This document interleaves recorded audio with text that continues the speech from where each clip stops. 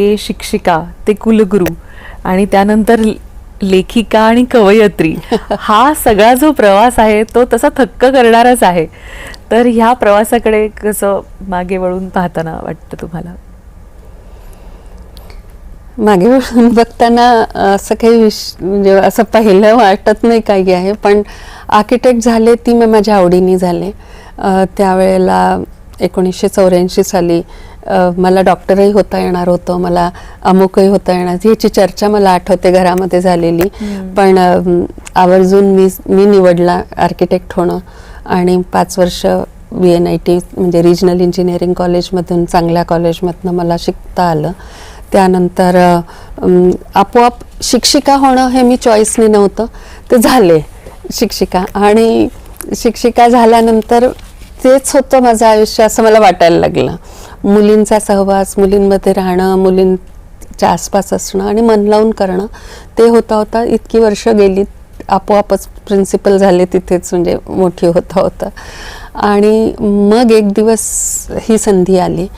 ह्यामधल्या प्रवासामध्ये एक नक्की आहे की जो प्रत्यक्ष सहवास होता मुलींचा तो कमी झाला. म्हणजे एक काळ असा होता, मला आठवतं की संध्याकाळ झाली आणि घरी जात असताना मला जाणवायचं आजचा दिवस चांगला गेला का वाया गेला, हे ठरवण्याचा माझा मापदंड म्हणजे आज किती वेळ मी मुलींबरोबर होते. तर ज्या दिवशी मी मुलींबरोबर नव्हते तो दिवस वाया गेला असं मी स्वतःसाठी ठरवलं होतं. तर आज तर माझ्या मुलींबरोबर माझा सहवास क्वचितच होतो, म्हणजे ॲक्च्युअल. पण मी जे डिसिजन्स घेते माझ्या टेबलावरती, मी ज्या सह्या करते, त्याच्यामुळे किती प्रचंड प्रमाणामध्ये मुलींच्या जीवनामध्ये फरक पडतो याची जाणीव नक्की आहे. आणि त्यामुळे एक समाधान आहे की इतक्या स्कीम्स, इतके प्रकार. आज SNDT महिला विद्यापीठामधनं एक डिसिजन घेतलं फक्त की जी सुटी ग्रांट होती ती शिक्षकांसाठी रिसर्चसाठीची होती. एक दिवस पाहत असताना जाणवलं ह्यांना या ग्रांटची खूप खरंच आवश्यकता आहे का, तर ती त्यांच्याकडनं आली डिमांड, म्हणून मग कन्व्हर्ट केली ती मुलींच्या स्कॉलरशिप्समध्ये. अजून एक आली, मग इथून CSR आलं, मग असं आलं. करता मागच्या वर्षी जवळजवळ 1,500 मुलींना आम्ही त्यांची फी पूर्ण माफ करू शकलो, त्यांच्या शिक्षण.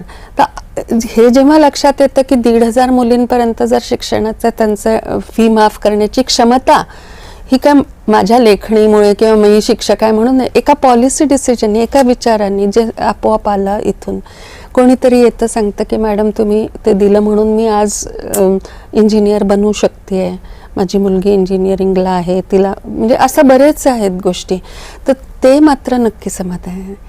एक अजून खूप महत्त्वाची आणि वेगळे पण SNDT महिला विद्यापीठाचं सांगेन म्हणजे लाईफ लॉंग लर्निंग आमचं जे आहे ते खेड्यापाड्यात सगळीकडे जवळजवळ 200हून अधिक महिलांपर्यंत हे विद्यापीठ पोचतं त्या डिपार्टमेंटवर. आणि मग हे सगळं असं लाईफ लॉंग लर्निंगमधनं घडतं, म्युझिकमधनं घडतं. त्याच्यामधनं एक म्हाताऱ्या आजी होत्या 80 वर्षाच्या, त्या त्यांची गोष्ट आली आहे पेपरमध्ये. त्या म्हणाल्या मी अंथरुणात होते, आजारी होते, पण मला ही संधी मिळाली की मी घरून गाणं शिकू शकेन, जी माझं आयुष्याचं ध्येय होतं. आणि मला SNDTनी ती संधी दिल्यामुळे मी ती शिकले. आणि गाणं शिकता त्यांची माझी तब्येतही ठीक झाली. खरं ही म्हणजे लाईफ लॉंग लर्निंगचा म्युझिक इज अ थेरपी. पण हे आपण म्हणणं आणि ऍक्च्युअली त्यांच्या आयुष्यात घडवून आणता येणं, हे खूप मोठं आहे. खरंच दुसऱ्या एक म्हणजे माझ्या मुलाचेच मित्राचा फोन आला की माझ्या आईला डिग्री मिळणार आहे यावेळेला, तर तुम्ही द्यावी. तर नॉर्मली प्रत्येक डिग्री काही माझ्या हातून दिल्या जाऊ शकतच नाही म्हणजे. तर म्हटलं तो आला आणि त्यांनी सांगितलं की माझ्या आई SNDTचीच पुण्याच्या कॅम्पसमध्ये शिकत होती, मग तिचं लग्न झालं, शिक्षण राहिलं, मग आमच्या दोघांचा जन्म झाला आणि मग नंतर बाबा गेले आमचे. तर आईने मग आम्हाला दोघांना, म्हणजे मी आणि माझी बहीण आहे, दोघांना मोठं केलं. आता आम्ही दोघंही लग्न झालं, नोकरी लागली आहे माझी इच्छा होती की आईने आपलं शिक्षण पूर्ण करावं, तर तिने आत्ता SNDTतनं पूर्ण केलं. तिची MSc काय जे झाली असेल डिग्री ती झाली आहे. तर आम्हाला दोघांना खूप आनंद आहे. तर ते सगळे फॅमिली आली होती. तर असं असा एक अटॅचमेंट जो असतो ना घरी, घरचा सारखाचा, ते अटॅचमेंट मला SNDT मध्ये जाणवलं.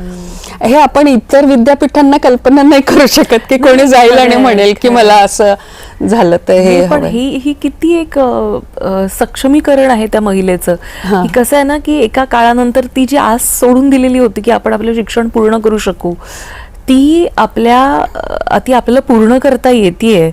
म्हणजे उरलेली आयुष्यातली जी वर्ष आहेत ती आपण की मी अमुक डिग्री घेऊ शकले, हा जो एक आनंद आहे तो मला असं वाटतं की तो कुठल्याच गोष्टीनं विकत घेण्यासारखा नाहीये. आणि ते एका व्यक्तीच्या मनामध्ये जर का ते समाधान असेल तर ती समृद्ध व्यक्ती समोरचं वातावरण आजूबाजूचं किती बदलते, पॉझिटिव्ह बदल घडून येतो. त्यासाठी अजून एक उपक्रम आपण SNDT महिला विद्यापीठामध्ये सुरू केला, तो म्हणजे चेतना.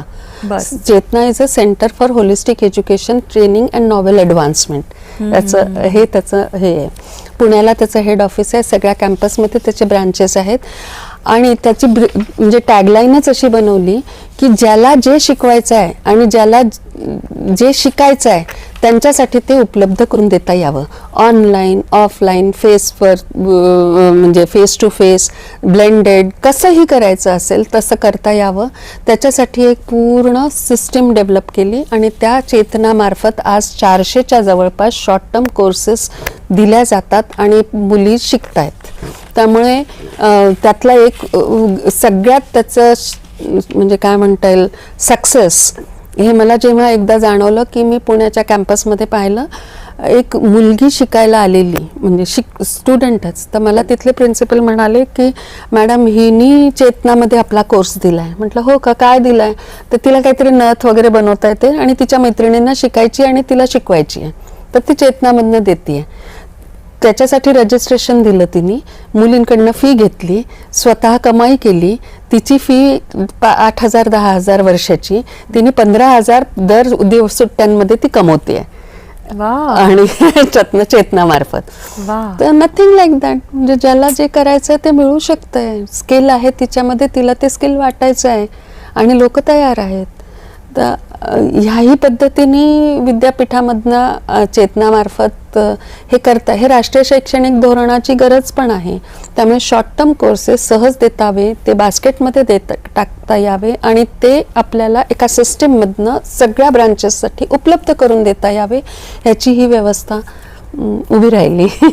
नाही, नक्कीच. आणि मला असं वाटतं की म्हणजे तसं जाणून घेण्यासारखा